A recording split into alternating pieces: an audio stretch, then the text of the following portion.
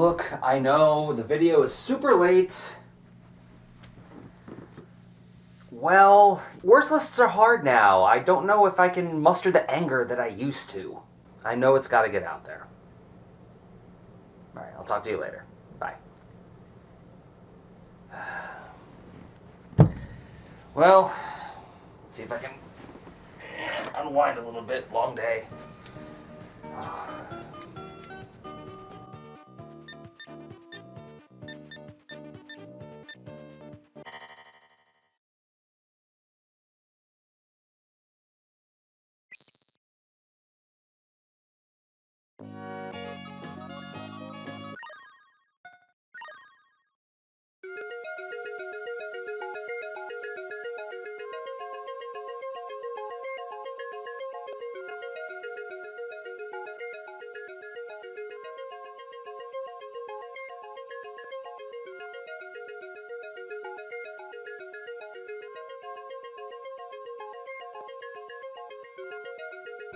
That's prescient. No time for that. Maybe a little TV. Ooh, Wheel of Fortune. We do have 2 O's. Put those in there. So you got 3650. There is a vowel left. Ryan, I would like to solve the puzzle. Okay. Things are looking up. For you, they are. Yes. Go! Well done, my friend. $3,650, and we are just getting started. Don't forget, fans. Oh, I'm ready. The time has come to count down. I am the MVP. MVP. The top 10 worst hit songs of 2024. I don't play football, but I would win the Heisman. I look back on some of my old worst lists and realize I've softened over the years. As 2024 trudged on, I wondered if I would even have the anger of lists gone by. But once November hit, I realized that I would have no issue expressing ire with the world. Unqualified dimwits known for one thing feel like they can just waltz right into any position they want, and the American public just lets them because, duh, TikTok, I guess. Still nailing these transitions.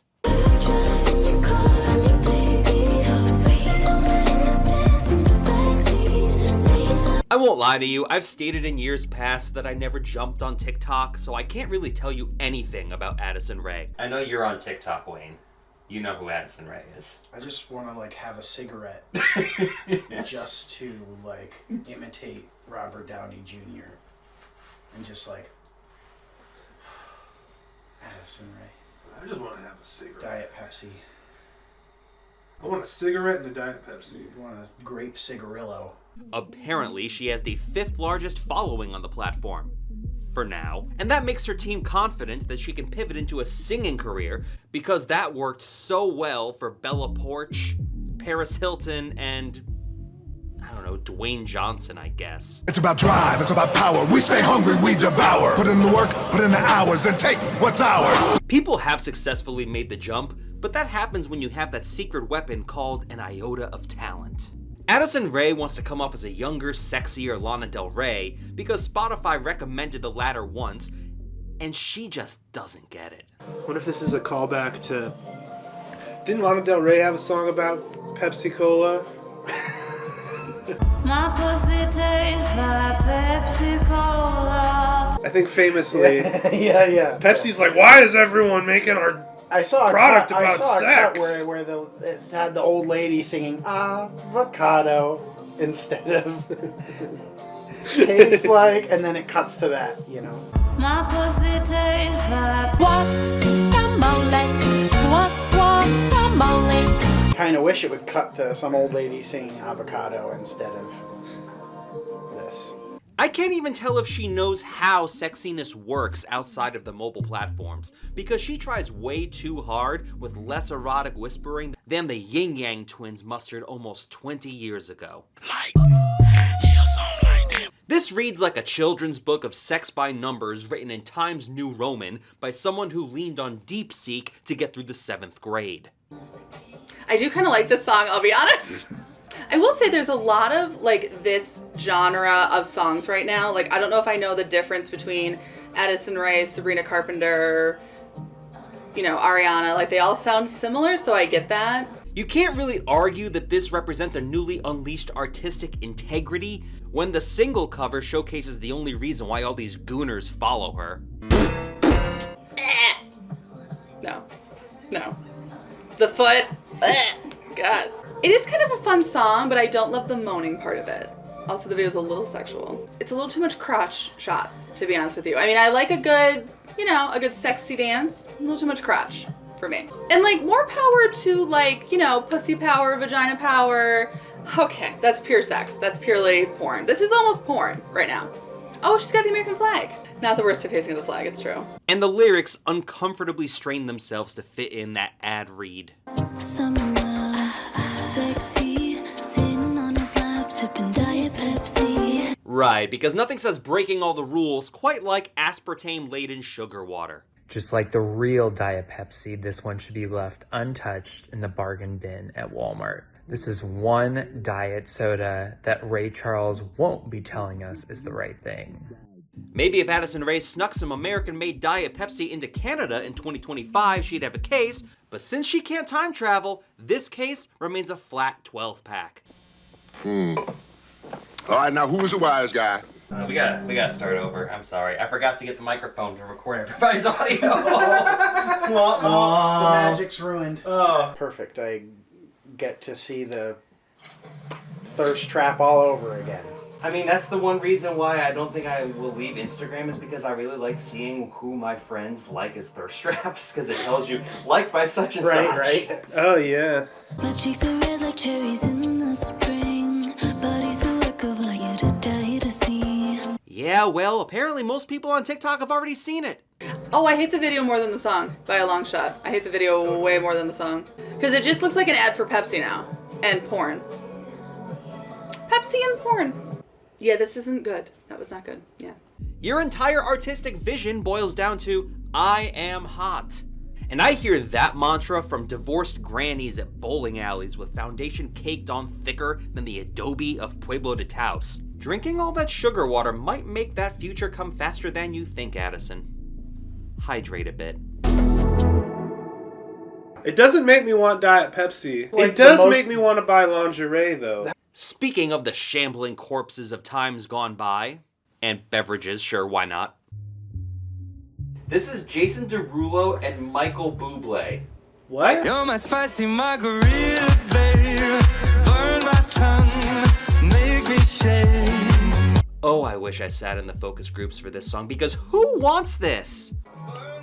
I thought you said there was no Christmas songs on this list. Right. If it's got the Boobler, it's a Christmas song, baby. Right.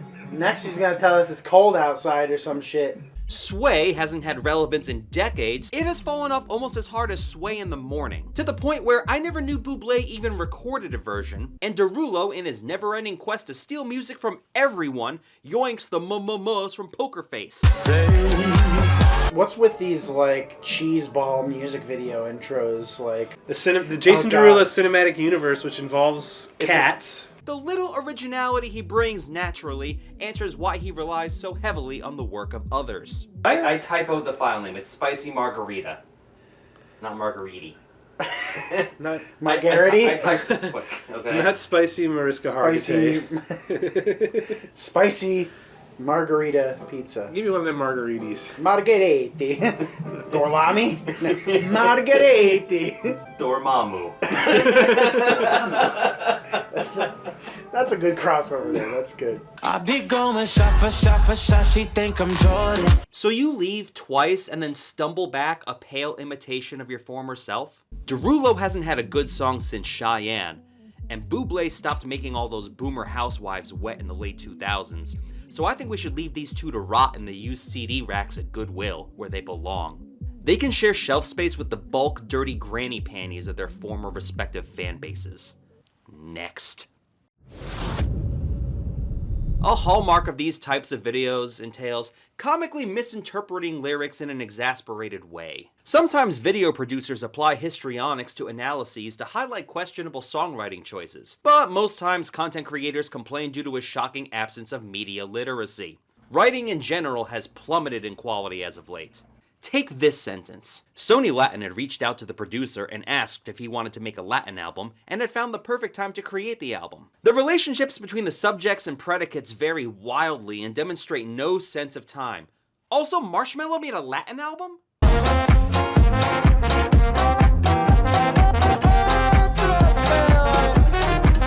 Surely you've titled this song Harley Quinn because it must be a joke, right? How that blurb should have read. Marshmello moved from EDM over to Latin music because he noticed how explosive a year regional Mexican had in 2023, but the trend all but died in 2024. No stranger to worse lists of mine, Marshmello's production cemented this mishmash's placement, if you can even call this production. This project reeks of half-baked, last-ditch effort. You may recall that Esta Vida made my dishonorable mentions last year, and it comes as no surprise that Harley Quinn comes from the same album. It's funny as I listen to a lot of music in Spanish. I do not speak Spanish. My understanding of Spanish is mostly centered around the kitchen because of restaurant work. Speaking of rush jobs, I can't help but feel that they only called this song Harley Quinn to capitalize on the DC license and the impending release of Joker Folie à Deux. How do you say Folie à Deux? Oh my god. Introducing Domino's best deal ever. Get any pizza with any toppings for just $9.99 on... Thank you. I can't help but feel that they only called this song Harley Quinn to capitalize on the DC license and the impending release of Joker Folie à Deux. How typical of the faceless whites to rip off others and pin all the blame on Mexicans. You shouldn't shoot a piñata because it ruins the candy. It's a waste. Fuerza Regida started appearing on charts in the United States right around the time Marshmello fell off, with Bebe Dame blowing up in 2022. I find their take on corridos harmless enough, and they end up mostly faultless for this song's lack of quality. I say mostly because, and I realize such matters end up subjective, but their singer, Jesus Ortiz Paz, has one of those voices I just find grating. Not that his timbre can obfuscate much from the fact that calling your significant other Harley Quinn seems more like imposing a role upon her than a genuine compliment. Lovers should not imitate the relationship between the Joker and Harley, despite what high contrast AIM away messages claim. The takeaway from that, and I understand media literacy is not great, especially now, but the takeaway from looking at that relationship, in no matter what media you're getting it from, not good. That's not a goal. You don't want that in your partnership. Yeah, I gotta look at the lyrics for that song. So at some point someone says, babies in the club, and how they keep dancing with you. And I'm sorry, unless you want a surefire ticket to be the next spokesperson of Subway, I would not particularly advertise that. Though, maybe these upcoming years mean it'll be more acceptable. Yay. The pink dust that drives you crazy provokes me. What does it mean? I think we know what that means. Oh my. In the club, well coked. Alright. And your man doesn't know that I provoke you. It's not even his girlfriend. It's somebody else's girlfriend. Well, dangerous war like your round ass. Yeah. So, like in war, I'm assuming you use some type of protection, right? Right. Yeah, sometimes things are better lost in translation, I guess, at least for my enjoyment of it. Marshmello's lazy retread remains the impetus of the issue. Trombones rarely sound good in modern regional Mexican music, and the sharpness of the brass sits way too high in the mix over the stock beat. This sounds like a Pro Tools template overlaid on an already existing piece. At least Miles on it, bad as that ended up, sounded like a collaboration. This sounds like party crashers arriving well after last call, like when Stars on 45 tried their hand at half-assed disco medleys in 1981. We'll have to wait and see what genre's kiddie pool Marshmello will wade over to and piss in next. What is the... Okay, so that's super popular? A lot of people... I've never heard that before. Side note, in case you didn't know, Fuerza Regida roughly translates to ruling force, an awfully aggressive name easily disproven by a casual listen. Speaking of names promising more than they deliver... I was bad in fucking school, now I'm trying to dodge a sentence. Just walked out the lavish store, pay a shoe, $12.50. You wanna buy? I think I would unironically rather listen to D-Lo than this guy. My word, can you at least try to stay on beat? Or maybe submit an entire verse? Oh, look, there's a Genius Verified video about this. It's almost twice as long as the song. The hell's you got to say about these lyrics? Let's find out. Dunking on niggas ass like Blake Griffin. You feel me? Embarrassing you, bro. You say Blake Griffin, people know. They on there, you can't forget that. What does Blake Griffin have to do with this? Keep his... he has nothing to do with you. Get away. Baby, these all white. These ain't no Hirachi. Baby. I would have commended the deep cut reference of Hirachi until I realized he only needed a rhyme. Bad bitch, 50 flow, ain't hibachi. Who orders hibachi to go, honestly? Someone who has no idea what it means to have money. I got 10 missed calls, all my bitches mad at me. Yeah, those missed calls probably come from bill collectors because none of your purported women call you. Your generation has too much anxiety to make phone calls. What a boss. Boss Man's Wikipedia article claims that he raps about topics. Not important topics, just topics. For a guy who said he's been rapping for 5 years, this is all he can give you is, keep trying, buddy. Keep trying. But he only touches upon subjects in the vaguest ways possible, like a 6th grader trying to lie his way through a book report by rewording the blurb on the slipcover. Get in with a tutor.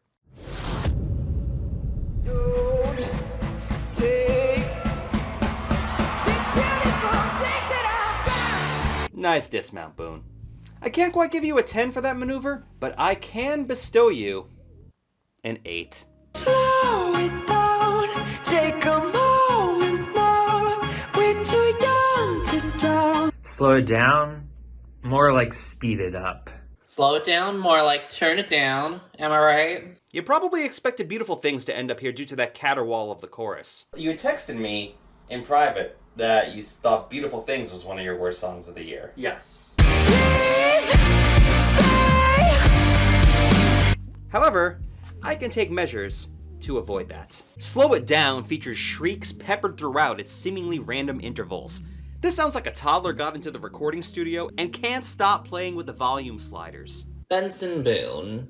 It's always nice to have another American Idol alum make it big on the Pop-Tarts, even if it was a short run, or the fact that you even withdrew yourself from the competition as opposed to, you know, naturally in the vote. But you know what? Props to you for still being able to be successful in that industry. I wish the songs were better, though. I never met you, but I wanted to invite you to the party. Hear that, ladies? Benson Boone fantasizes about taking you out to a rager, even though he has no idea that you exist. And you walked in with those green eyes, never stolen by nobody. Fantasize about virgins, huh? Sounds like you might need to take your own advice and slow it down. You sound like Drake's Hinge preferences. His voice is too loud in the mix. The drums, the keyboards, it doesn't have a very melodic hook to it, and it doesn't sound great. That's what music is sometimes. It's just being able to listen to a song and being able to enjoy it. I can enjoy the song. The song goes on about how Boone and his dream girl du jour slink away to a staircase and, because Benson Boone has the personality of a newly outlawed paper straw, she has to carry the conversation by revealing her backstory. Got your big dreams on the big screens out of Georgia now, you're lonely in this city. Boone has no interest in any of that, however, because he has to make this whole episode about himself. Oh, I hate it out the reason that you're in your head right now. No, I think she has other things going on right now. Active listening, Benson. Try it sometime. Ain't it funny how it changes, how the future... Going with the wife beater. Nice. No, it doesn't count. It's way too fitted. In order for a wife beater to be called a wife beater, it needs to be like 2 sizes too big. That's fair. And it's way too clean. It needs to have like stains on it, some grease, some motor oil, blood. Not even yours. At least he stopped playing with his nipples. What else is he gonna get those high notes? I could lose you like the others. Only girl that's never let me is my mother. Yeah, maybe you should take the hint if you've chased all these prospects away. It might not help that you look like a pornographic pizza guy that came over to the girl's house, but inevitably you plop on the couch and masturbate while she gets on with her life. Dude could benefit from shaving the mustache. He was like Timothy Chalamet's stunt double on the Bob Dylan movie. I didn't really get the appeal of this song. It just kind of seemed like a diet Harry Styles, and Harry Styles is still making music, so I'd rather go with Real McCoy. Slow It Down's mainly here because of Beautiful Things. I mean, you know, if you have one good hit, usually you can get another hit to chart on the charts and do relatively well. I mean, we're seeing it now, Tommy Richmond's Devil's a Lie. Doesn't mean that this is going to be their only a one-hit, two-hit wonder. Who's to say? The music company's fickle. It's certainly possible that he could have the biggest career ever after this, but given the usual trajectory of American Idol contestants, I feel like that's not going to be the case. But then again, he's also trying to get by on his looks more than his singing, so maybe he'll have that going for him. But yeah, legitimately, this song's mainly here just because it sounds terrible. The content, whatever. Tone down the screaming, tone down those falsettos. Just find where your voice sounds good, find your comfort level. Because this isn't it at all. This song only exists to serve as audition fodder for talent shows, which makes total sense coming from Boone. Stop filleting yourself, kid, and try to write a real song next time. Comes across though like he's just, in both songs, I feel like he comes across like he's trying too hard. But it's not consistent either, because he gets, like, toward the very beginning of the song, he started almost getting a little screamy. Like, I was like, oh, here comes the Beautiful Things. And then he relaxed out of that a little bit, but yeah, it seems inconsistent. Speaking of creepers with ugly mustaches that can't stop stroking themselves. I like the way you kiss me. I can tell you miss me. I can tell it this. Just what I needed. A seedy sex jam, Afraid of Sex, from a greasy weasel who just came off his graveyard shift at his parents' diner. Remember, we Greeks can make fun of our own. Ethnic jokes work like that. I have heard this. I can understand that this would be okay in like a club, you know? Like, I don't hate it. I will say, I don't hate this, honestly. And I will say I appreciate how the video is a little club grungy, kind of like the song feels. Like, I do think the video fits the song. Yeah. And I think the video is a little cool. That's gross. The other parts of the video, like this part, is kind of like, it's kind of cool. It's some different dancing, kind of grunge club vibe. Like, it's kind of cool to me because it fits the vibe of the song. I honestly don't hate this, I'll be honest. I don't love it, but I wouldn't have said worst list, to be honest with you. I wouldn't say best list. Who wanted this as the dishonorable mention? I did. Why? The lazy chorus never attempts to rhyme apart from kiss and miss, and the beat sounds like a roofied version of itself. This guy sounds like a deposed Reddit moderator. Good luck with your love life when your name literally comes from the Greek goddess of childbirth, you Olympic-level cuck. I also hate how Artemis sings how he likes the way she kisses him, but only wants to have her doggy style, a position in which she can't kiss him. You can. You can lean back. You can kiss her. You can kiss her shoulders. Unless... We also have the Dirty Sanchez. That's where you fuck someone in the ass, then you pull it out, and then you give the girl a mustache with the shit that's on your dick. Maybe that's how he got that mustache. Sometimes I struggle to find scathing indictments of artists, but occasionally one falls in my lap. Welcome to the Eras Tour! Taylor Swift made such a big deal about having every artist she has ever guested with appearing on stage at some point during the Eras Tour, but to leave out an artist with whom she made it to #1, recently at that, speaks volumes. Finished with cosplaying as a rapper and a sad boy, Post Malone pivoted over to country music to cash in on that sweet, sweet Nashville money. I guess he wanted to harken back to his true roots. Syracuse, New York. You know Post Malone does country now, right? Okay. Why not? Strike while the iron's hot, I guess. Dropping F1 Trillion in August, 15 of that album's 18 tracks see Post, well, having some help from a wide array of established names in country. Post Malone had a crazy 2024. The man somehow managed to land duets with Morgan Wallen, Taylor Swift, and Beyonce, and 2 of them went to #1.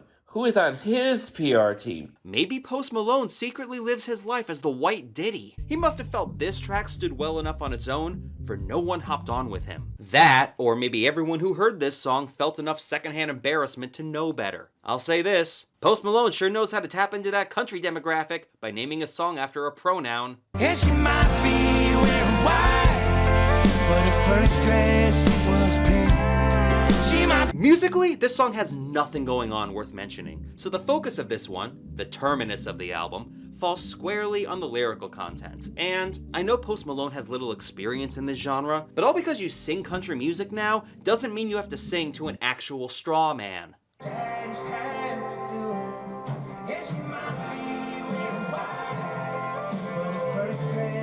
he have a kid? The song starts off innocuously enough. Like, Post Malone's singing is really bad. Every time I hear him sing, I'm reminded I need to use Listerine. Yeah, fair. Like, oh, that's proper gargle technique. Yes! You get it! So, I'm reminded of the goat from Hoodwinked. From the movie You told me Hoodwinked. about this, Yeah! yes. Like, he's sitting on the front porch playing his guitar, singing the song, and he has the vibration going in his voice, and I hear that, and it comes through from him. horns that hang my other horns, I always come prepared. I don't know who you are, but one day I'm going to.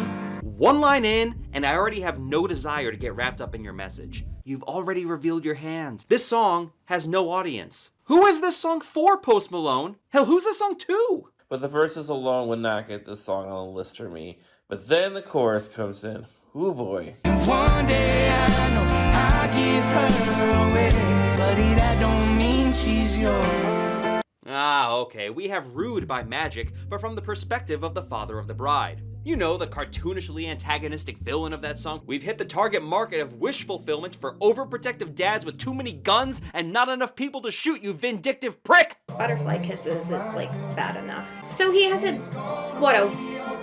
at the most 2-year-old daughter? That's weird. She's probably not even potty trained, and you're singing about her getting married. Like, someday you'll be an adult and some other man will marry you. Yeah, I guess he decided to go country and went like, let's go all the way. Weird. She's a person. This sounds like Meet Your Second Wife, but with the contestants inverted. I know he just had a daughter, but this sounds less like fatherhood and more like ownership. She might be wearing white, but her first dress, it was pink. I know this song got popular because it's meant for father-daughter dances, but do we have to get all territorial about this? Women are not property. Trump hasn't restarted slavery on a national level. Yet. Okay? There's a menacing element to yours that is just very off-putting to me. I can't be the only one, right? Also, quit calling me buddy. We are not friends here, okay? Have some respect for the man your woman chose to marry. I don't have a lot of familiarity with Post Malone to begin with. Only like just in the most passing sense. I've heard like maybe a couple things. And I think of him as like kind of Shia LaBeouf face with like all the tattoos. I like how his solution, because I'm sure Nashville was like, look, we'll have you join our ranks, but you have way too many tattoos on your face. So his solution was, okay, I'll wear a hat and grow my beard out. And turn the lights low. And turn the lights low. Turn the lights low. And I'll distract you with my Cowboys jersey. But never in a million years would I've been like, he's gonna do a weird, like, almost like purity culture country song. Album. A whole album. Whole album. Okay. I don't like the whole sentiment. It's weird the way people talk about their kids to begin with, but especially fathers with daughters. And to set it to music does not make it more cute. It just makes it weirder. She's 2. If that. Stop. Like, he's not even singing to her. He's like, hey, don't get any ideas, bud. You know, she's still my kid. Like, the person you're singing to might not even be born yet. What are you doing? Maybe he knows how to come off to his new audience more than I thought. Or maybe he heard that possession is 9/10 of the law and just kind of ran with it. Not like Posty has any experience knowing the actual values of things, right?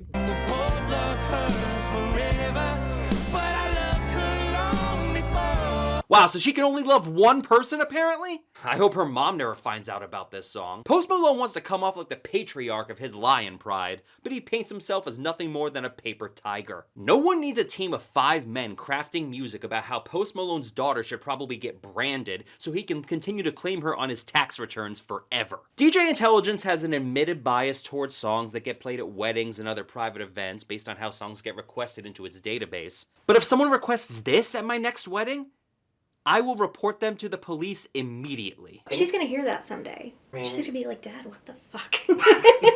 Speaking of stuff Billboard unequivocally considers country just because a white person made it. Did your boots stop working? Did your truck break down? Did you burn through money? Did your ex? It also comes as no surprise that the guy who once said keep Austin weird died in 2020, because this Austin sounds just like everything else. I will say this of a lot of the bad songs of this year. They are at least genuine. Austin does not have that genuineness. It does not sound like someone actually wanting to create a pop country ballad who actually believes in the breakup she's selling, does not actually believe in the emotion, does not actually believe in the story she's telling. It just feels so disingenuous. You had me believing. Did you plan on leaving? That's what we need about a breakup song about a guy who cheated on her and is gonna be left alone in the desolate ghost town of Austin, Texas. What we need is clearly an emphasis on the second of last syllable of each line to hammer that point home. Good songwriting, Dasha. Great songwriting. For the land of the free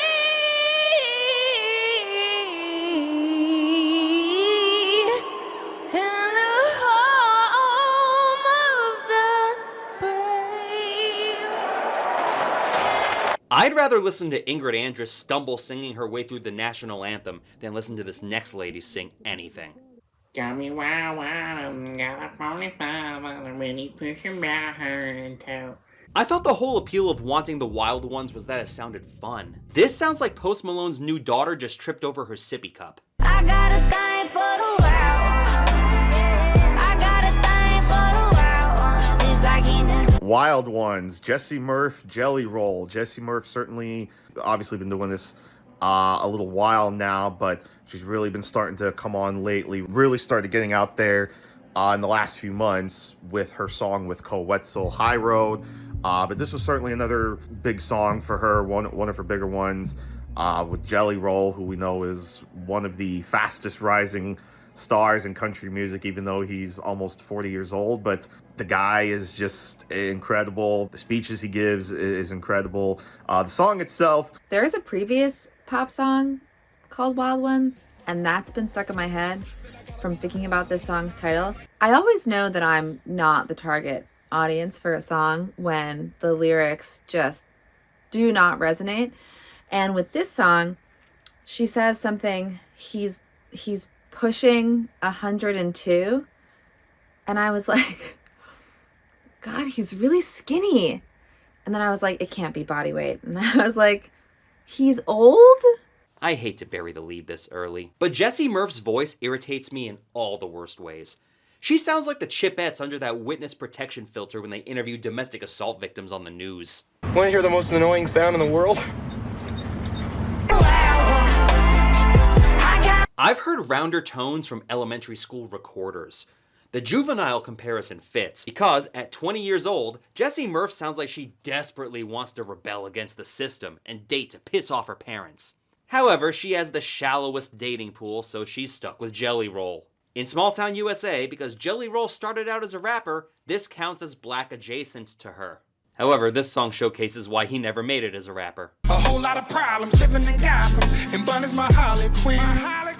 I don't feel like repeating myself from 3 entries ago, so just rewind if you forgot that bit. The police will never take us alive. You might want to check your privilege there, buddy. Certainly an interesting one, but always interesting to see his different styles and all the duets that he does. And Jesse Murph, like I said, certainly one of the rising stars. We'll see how things go. She's still certainly very young, but the fact that she's already doing songs with people like Jelly Roll and Cole Wetzel, Bailey Zimmerman as well. She has a song with him. So really going to be fun to see how her career continues to improve and evolve from this. Even with the believability of this bravado in the toilet, the needlessly ominous beat undercuts any message they wish to convey. These two make wanting to live life on the edge sound like drudgery. This is the auditory equivalent of eating an actual Jelly Roll and finding out mid-chew that Red No. 3 got banned. It has just as much sustenance, too.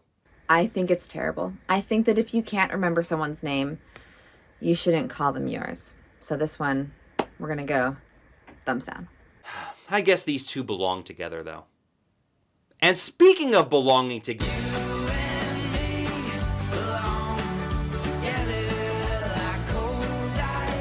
I'm sorry, I hear the song title Belong Together, and all I can think of is some anti-Brexit charity single. like Jesse Murph, this guy comes from a social media following, although he hails from TikTok as opposed to Murph's YouTube origins. Say what you will about Murph, but her reedy wail sounds like no one else.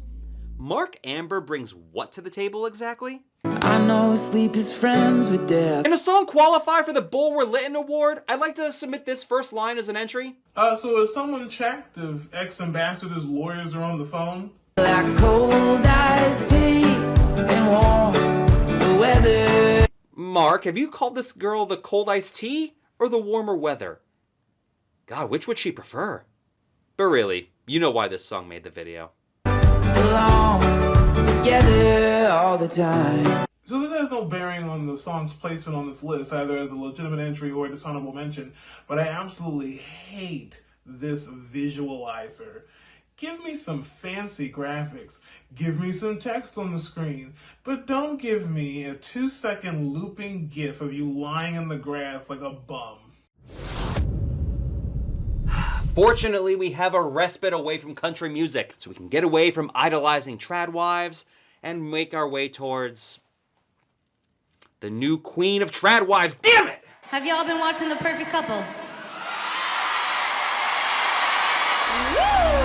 Tell me, who had a more harrowing performance at MSG in 2024? Meghan Trainor or Elon Musk? Guess what? Doesn't matter. They play to the same crowd. Anything that feels this good, well, it must be illegal. It must be illegal. Yeah, 911? Yeah, I'd like to report a robbery, please. Name,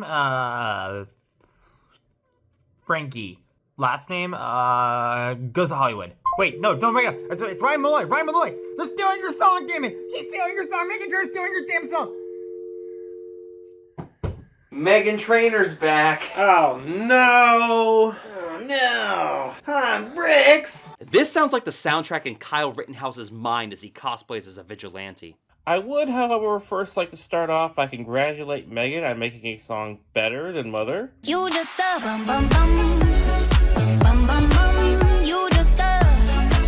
You improved. It's a little bit like congratulating Herbert Hoover for being a better president than Donald Trump. Yay, you're not the worst anymore. Hooray. I bet Meghan Trainor was at January 6th. I'm going to say it. Oh, God. I'm going to say it. She just got pardoned because she was at the insurrection.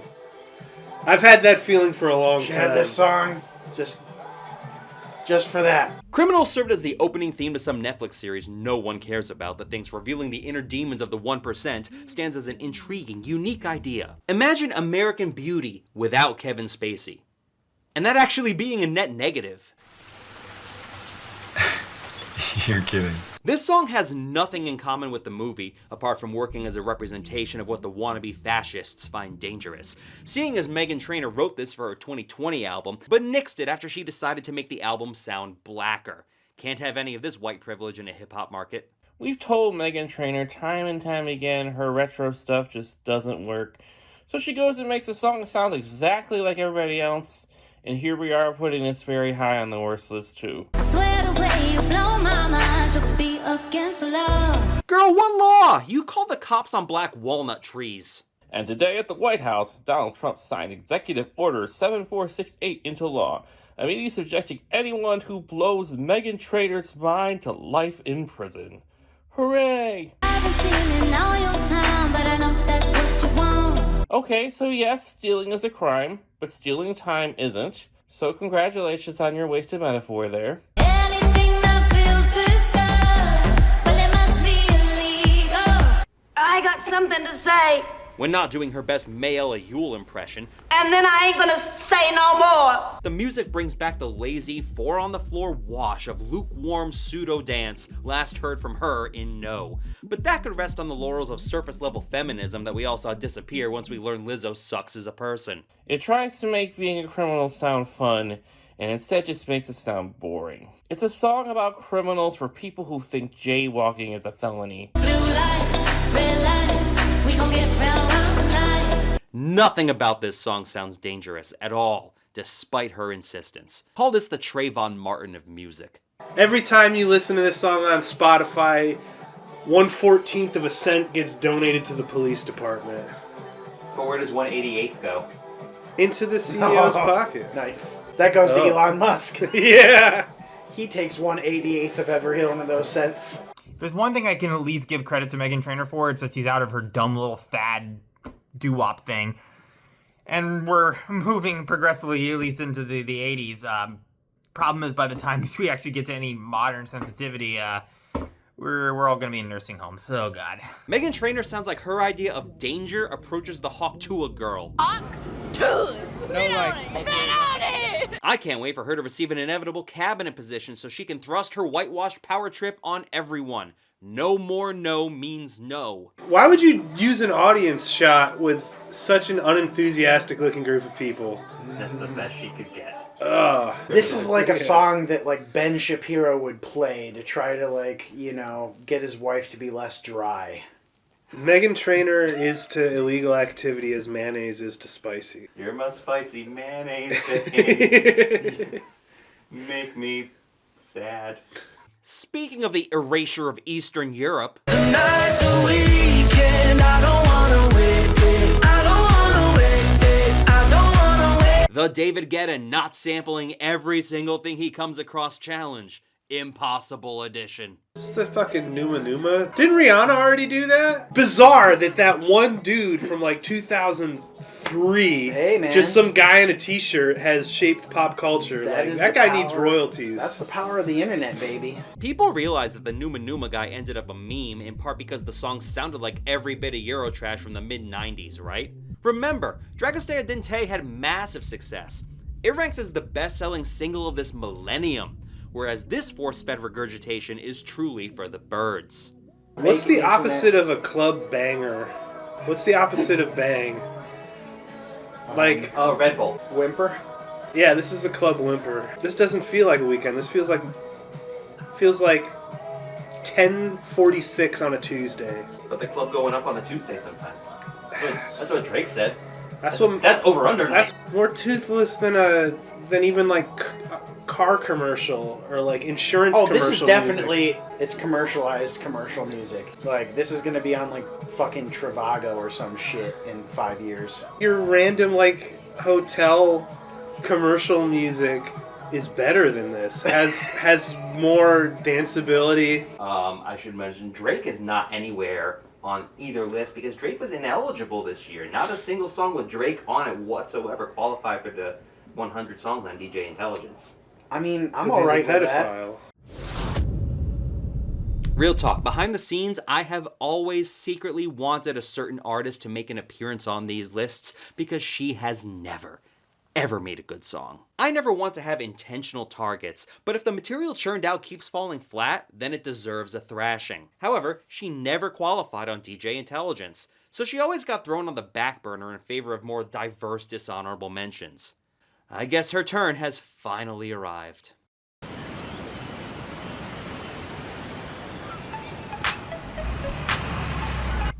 Maybe I'm just too straight for this. It's okay, I'm okay. Had them in the first place. It's okay, I'm okay. It's okay, I'm okay. I don't really gotta say it's okay. This song reminds me of my daughter. FBI, open up! Nothing to do with how this gal looks, though. We have this video from when my daughter was like 2. She's the one that's 10 now. My wife's sitting on the couch, and my daughter comes out, and she's like, "It's okay, Mama. It's okay. I didn't mean it." And hearing that hook just reminds me of that video. I hate this song. Thank you. I really do hate this one. Okay, we're good now. This song is popular, though. This is a popular song on TikTok, but I don't like it. Tate McRae desperately wants to wring out any goodwill from the pop of the early 2000s, but since she's a Zoomer with no money, she can only afford the bottom-tier pop song samples and references. Ain't just a pretty face talker, good with his money, close to his mother. Guys, they've been talking about the way I do what I do. Lord, Tate, hasn't Cassie had a bad enough 2024? You had to go and do this too? Tate McRae is a wannabe Sabrina Carpenter Ariana. And again, this is what I mean. Tate McRae, Addison Rae, come on. Guys, come on. I understand people probably, of my age back in the day also were like, oh, Britney, Christina, Jessica Simpson, they're all the same. Backstreet Boys and Sync, 98 Degrees. I get it, but yeah, no, I hate this song. I mean, at least Ariana Grande has a stunning voice. Like, Ariana Grande has the same voice. I do think Sabrina Carpenter's voice is very good. This is very auto-tuned. The more I hear Tate McRae perform, it's not necessarily that Tate has the lowest floor I've ever seen in a performer. It's that she has the lowest ceiling. Tate McRae is just an artist who I think is incapable of making a good song. She's just vocally incapable of putting anything above mediocre, and at worst garbage like this, just the natural obnoxiousness of the way she performs and her message just makes her an artist that just is very hard for me to digest. I can honestly say that I enjoy Tate McRae's music videos far more with the sound turned off. FBI, open up! Not because of her writhing around in next to no clothing, or next to no clothing that she wants us to think is no clothing but anyone with half a brain knows better, but because the music just sounds that bad. If you're in the back of a cop car from being like naked and disorderly, I don't think you're okay. I think maybe need some counseling. Okay, and then she's in the lingerie top. It's a little too sexy for me again. And like, okay, Pussycat Dolls did wear like lingerie, but this is so overtly sexed. It's too much for me. Like, I know people say about like, oh, you have to think of the children and people shouldn't be so sexy. And yeah, I mean, like, to a point, she's an adult, she can do what she wants, but this is so overtly sex to me. It's not even appealing sexy, it's like porn. Like, I feel like I'm being like forced to watch porn with some of these videos. You know when everyone ripped on Taylor Swift and Shake It Off for pretending to not care about haters by writing an entire song about haters? Same energy. It's okay, I'm okay, and I'm in the first place. It's okay, I'm okay. So she's moved on from you broke me first to I broke him first. I thought women of your age wanted men to move on from their mistakes. Tate McRae single-handedly sent more than a few guys over to Andrew Tate and the red-pilled internet. She did less for feminism than Meghan Trainor. Do we need a female perspective of the Ray J song? Hey, flexibility girl.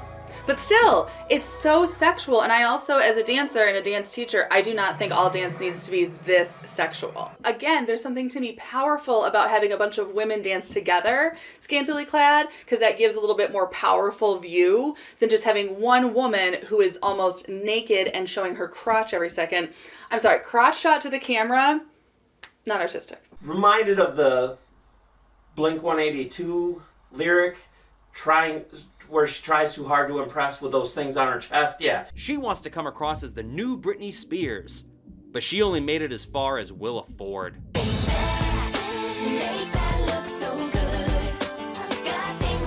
Not even I Want to Be Bad Willa Ford. Did you understand that Willa Ford? That no one remembers outside of 30 gays on a Discord server somewhere. Tate had a huge year.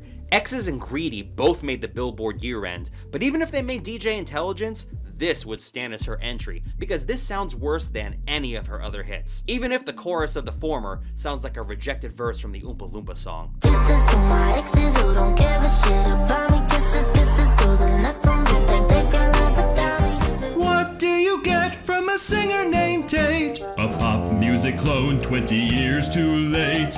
What do you get when your music is bland? You feed for male attention as they type with one hand.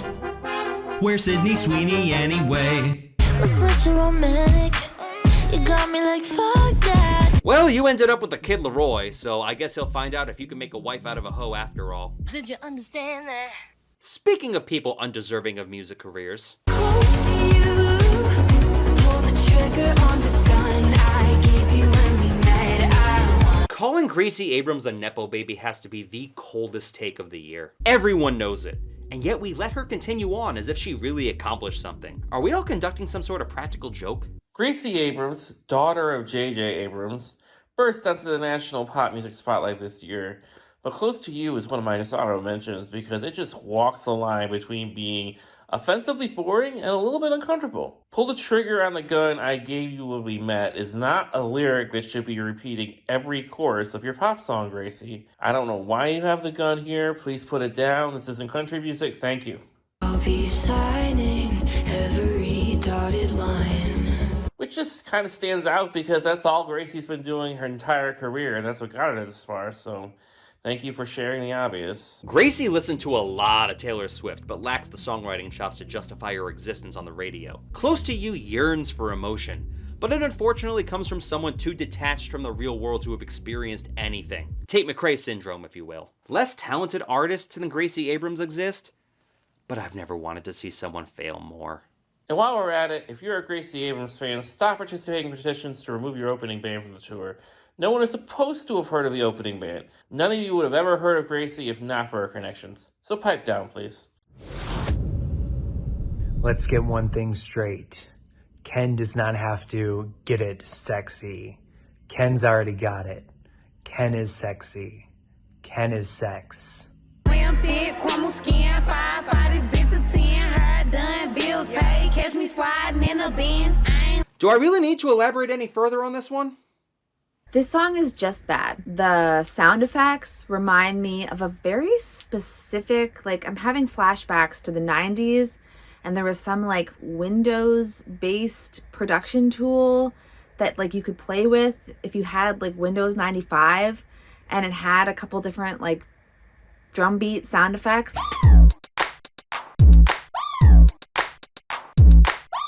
And I'm pretty sure she used those exact samples to make this track. In fact, if this song was not produced on a MacBook Air, I would be shocked to hear it. But beyond that, the lyrics don't inspire me, and they only get more vulgar as the song goes on. Produced by Take Keith, someone who hasn't made a single song I've really liked. Yes, I've never even gotten on board with Sicko Mode. The beat to Get It Sexy has no presence whatsoever, which works if you want to highlight the skills of the rapper, but Sexy Red has no presence, no wit, no charm, and no lasting impression. Sexy Red is the music industry's DEI hire to make black people sound dumber to whites. Don't look like it looks like he coming out the screen. Big Soldier right here, man. Big Soldier's that too. I like this video because it shows that anybody can have an acting career. This lady thinks she's cracked the code by naming herself Sexy with an extra Y at the end, which just represents a sane listener's inner monologue. Sexy? Why? Boy, you know this ass super fat. Look, if I only needed a super fat ass, I could go to any state fair in the country and find fatter. Booty shorts, coochie swole. I've never heard fupa sound less enticing. This sounds like a patient's medical record after RFK finishes gutting the Department of Health. Don't go look my booty hole. Well, you've worn it wrong. Get it sexy, get it sexy, get it sexy. Ew, in the kitchen? Well, there's towels there. Disgusting. Those are the good towels. Get It Sexy clearly pays tribute to the snap music of the late 2000s, a genre that always sucked. She made a ringtone rap song in an era where nobody has ringtones. As previously mentioned, no one even makes phone calls anymore apart from blocking robo-scammers.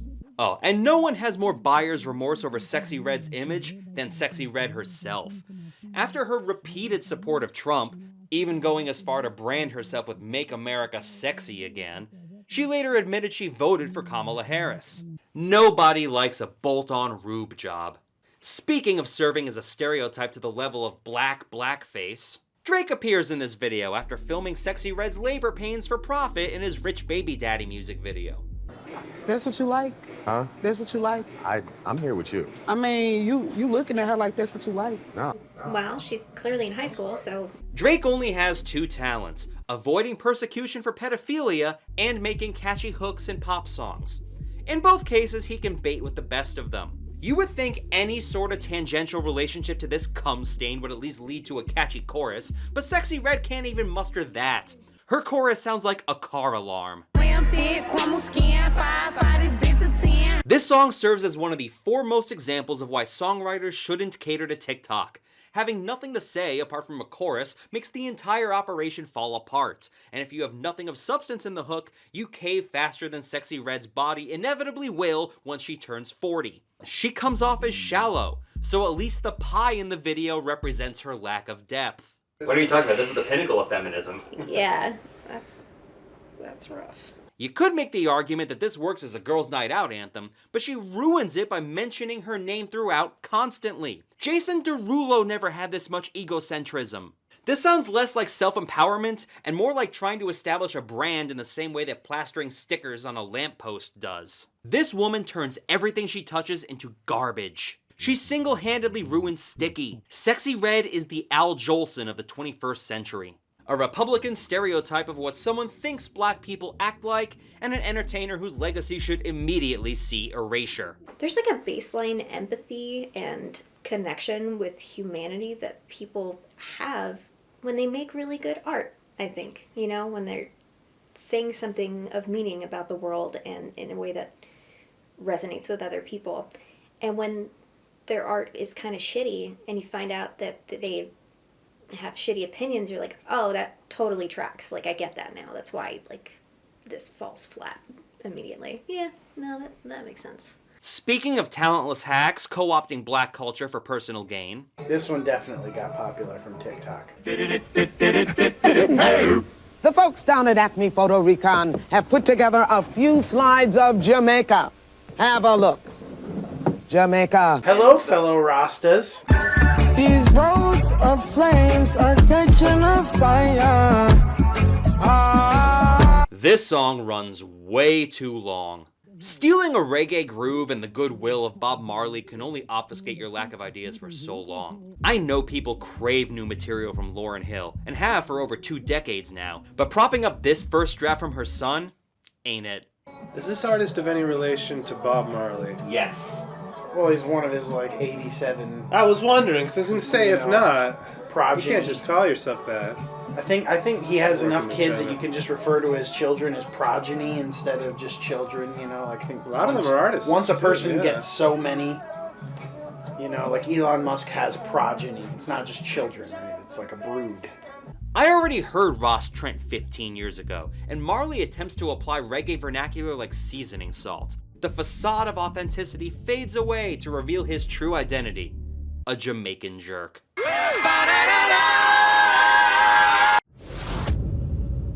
Remember my top 10 worst hit songs of 2005 video? You may end up removing me from your top 8 on MySpace, and you may leave town entirely on your Razor scooter. Just when I thought the dulcet tones of Kane and D-Rock could not make me blush any more than they did with their sweet serenades of ha! No. Admittedly, it needs a remaster and rework, but it features a segment in which I talk about Natasha Bedingfield's These Words, a hit song that more than borrows a few elements from Smile by Vitamin C. 'Twas once a fair maiden who said, "Feel the rain on your skin. No one else can feel it for you. Only you can let it in." And it wasn't until Drew Barrymore founded those words in the mid to late 2010s that the true effects of these words were revealed. Whenever you can go out into the rain, do not miss the opportunity! And a prime example of writing a song outside one's depth.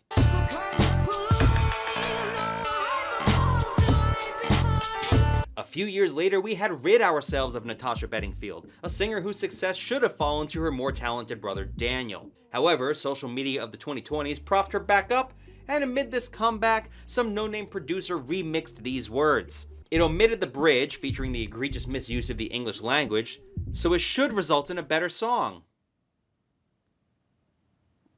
Right? I have been waiting for this one. Bring it on, Mr. Badger.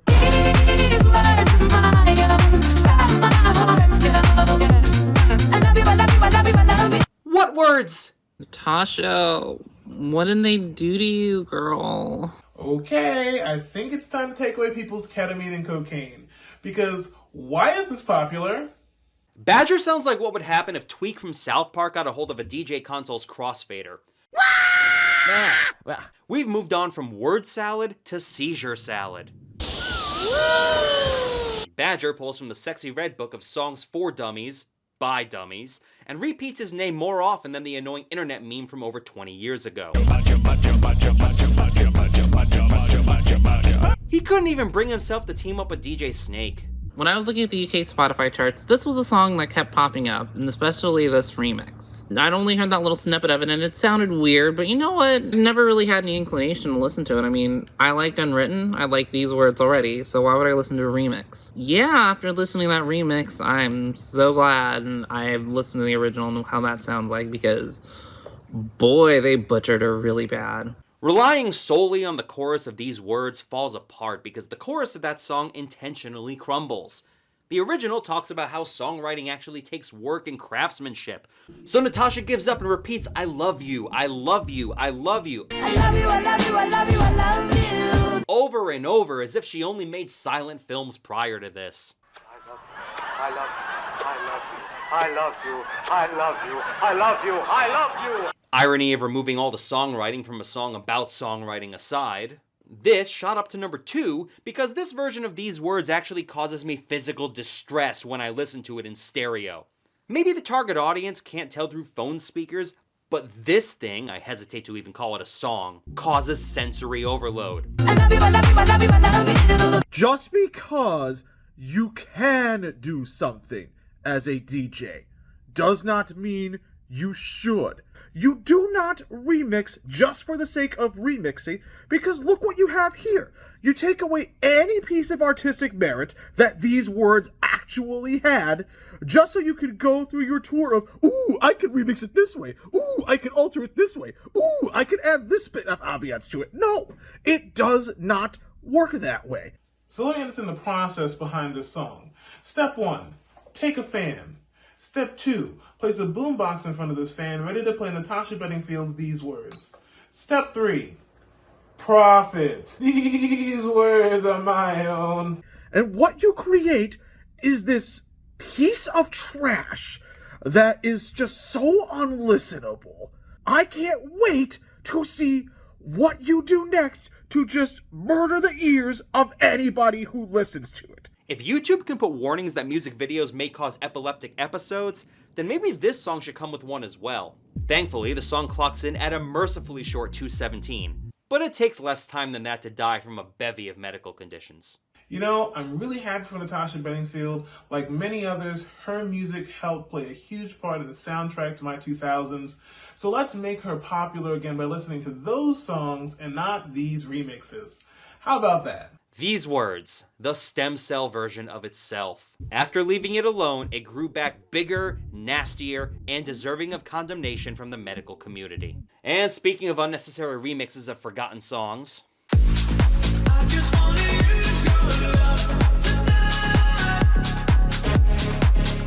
this fought for a dishonorable mention alongside the baffling remake of Stumblin' In by Cyril, but at least the latter has some semblance of respect toward the original, even if the DJ involved comes off lamer than first season Cyril Figgis from Archer. Hi, I'm a huge fan of cock, and my name is Cyril. If you know Eurodance, you know for a fact that their genre for a while, especially in the late 90s, was let's throw a dance beat under anything, and everyone will dance to it. And some of that works. Look at Rednecks. Cotton Eye Joe is played in weddings and every bar mitzvahs and anything named to this day. Your Love by the Outfield is not a dance song. Your Love by the Outfield is a song about a one-night hookup while Josie, his girlfriend, is out of town. It's not a song you want a dance beat on, Diplo. I'm sorry. Do you want a dance beat on this? Because I can tell you right now, no one wants to dance beat of Mr. Roboto, not even me, and it's my favorite album. Diplo only operates in a minor key, so even though the 1-6-7 progression of the original's chorus already had a minor key, he changed it to a more dire 6-4-1 progression. The emotion of Tony Lewis's vocals come at odds with Diplo's generic sludge. Diplo had the audacity to call his album Swamp Savants too. I thought savants were supposed to be good at stuff.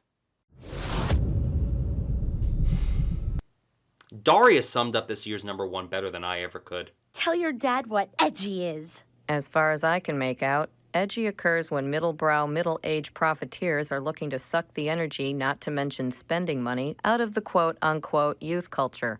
So they come up with this fake concept of seeming to be dangerous when every move they make is the result of market research and a corporate master plan.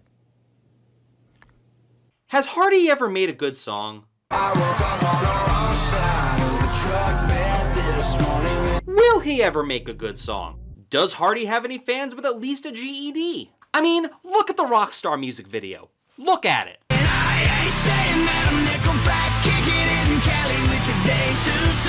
Look at those unenthused extras. They could not be bothered. And they got paid. They probably think Hardy goes by Carl Jr. west of the Mississippi River. You may recall that if it had made DJ Intelligence, Wait in the Truck would have catapulted all the way to #1, but the right wing invested too much energy into boosting divisive white power anthems, blaring them through the crappy speakers of their hover-round. Unfortunately, 2024 saw these people making terrible decisions all around, including requesting this song enough for it to qualify. Hardy moved on from his white knight fantasy to exert dominance over domestic abuse victims to, well, still abusing women. But at least he's consistent. Is he calling women psychos? No. Ah, fun. All right, that's new. If only that was the problem. All right. Why is he in a straight jacket? Ew, I don't.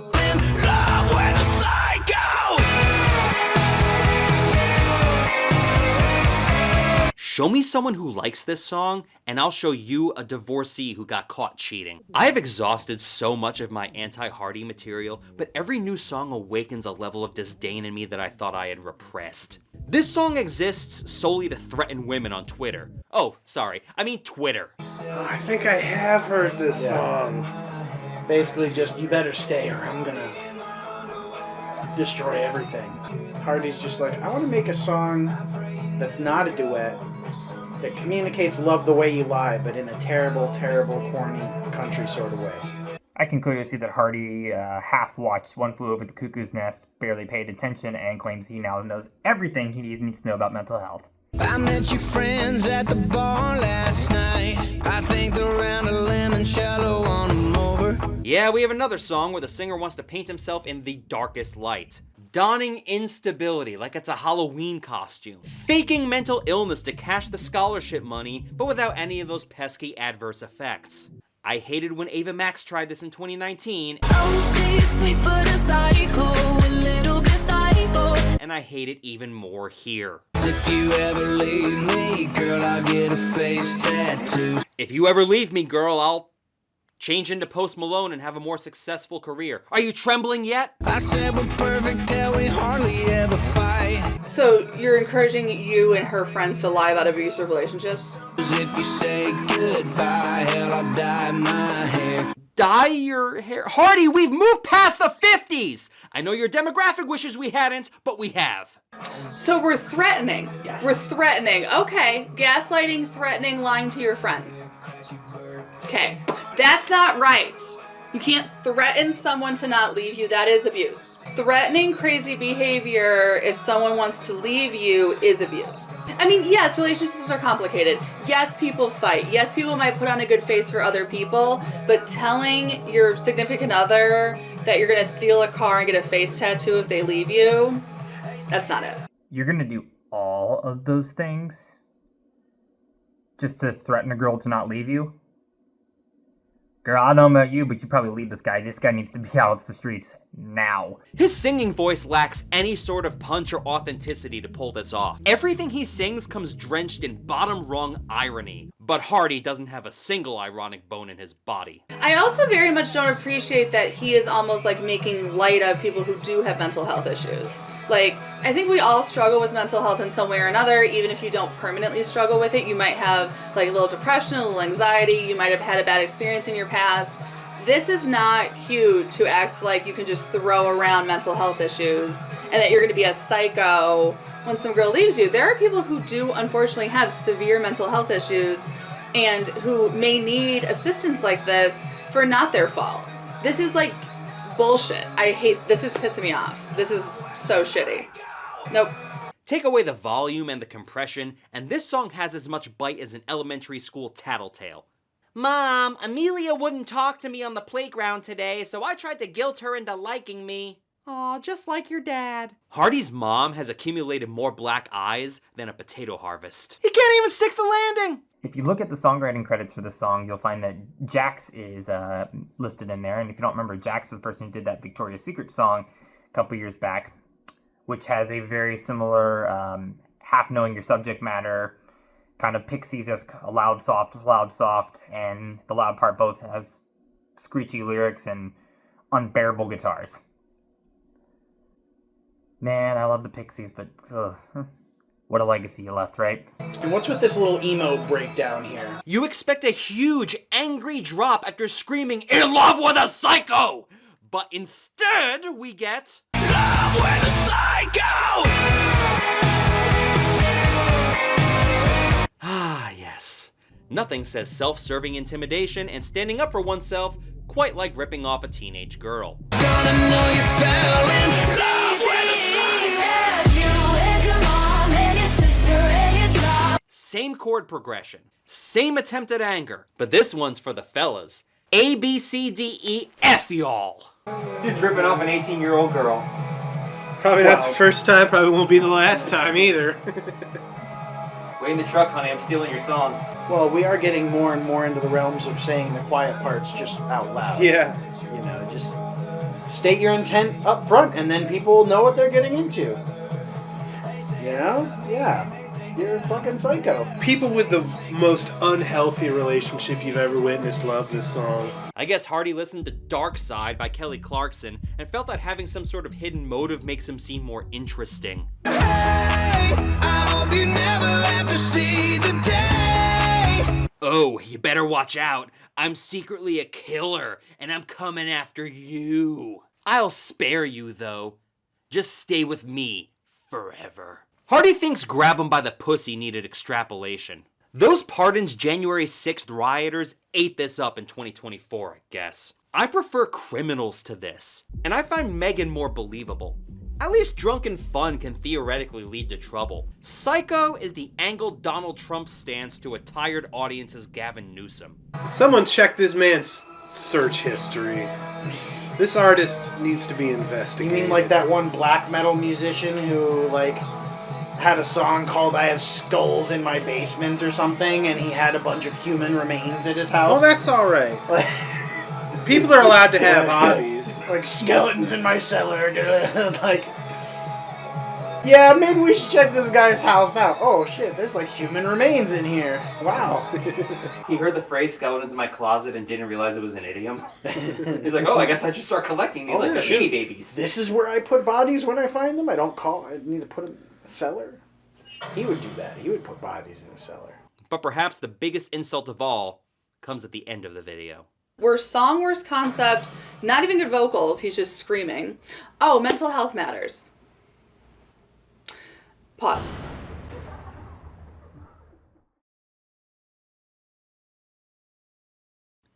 Dude, you can't pull that now. Okay, is that specifically there because so many people, like, bitched at him and then he decided to? Like, that was definitely an after the fact. Yeah, he's like, oh man, yeah. Oh, I got egg on my face. I used the word psycho. Next time I'll use the R word instead when I make a song. You're like... Make sure it's a hard R. Very. Okay, so after doing a video that literally talks about shitty relationships, lying, gaslighting, not even showing respect for mental health, they end it saying mental health matters, period. If it did, you wouldn't have made that video. A portion of the proceeds from Psycho music video will be donated to charitable organizations whose purpose is to help educate, inform, and support mental health. Portion of the proceeds, and you're donating to random organizations. So you could tell me you're going to donate $1. It's a portion of the proceeds. That song gives me a really gross vibe. It's just like, it's like in public if you see someone be stern or something, it's like they're not going to hit their spouse in public. They're going to do something minor. That song just sounds like that feeling. Everybody knows the only way to keep your wife married to you is with the implication. Threatening, if you break Just up with the implication. me, I'm going to go to jail for stealing a car. Yeah. Or... I'm not saying it's going to be your car. I'm not going to say it's your car. I'm not going to say you're going to be in it when I steal it. I'm not going to say I'm going to be armed. No. But I am going to steal a car. Whether you like it or not. Why'd you ever fuck with that guy? If you relate to this song, do the world a favor and commit Hardy Kiri. I hope you wake up on the wrong side of the truck bed because it flipped on top of you in a graphic automobile accident. I wish we had Juice WRLD back and that you took his place. Try having a positive effect on society, such as fertilizing a graveyard plot. Where the sign go? You know, since you care so much about recycling old mindsets from like 100 years ago. So I don't have TV, but I still have TV. Thanks, TV. It's just like rogue TV That sounds in like the something air. that should be on a commercial or something. I don't have TV, but I have TV. Thanks TV. Like, you could totally market some product. Danny Trejo will sell it, I'm sure. Jailbroken fire sticks. Right. I don't have TV, but I have TV. Thanks, Thanks, TV. TV. Brought to you by Jailbroken Fire Sticks.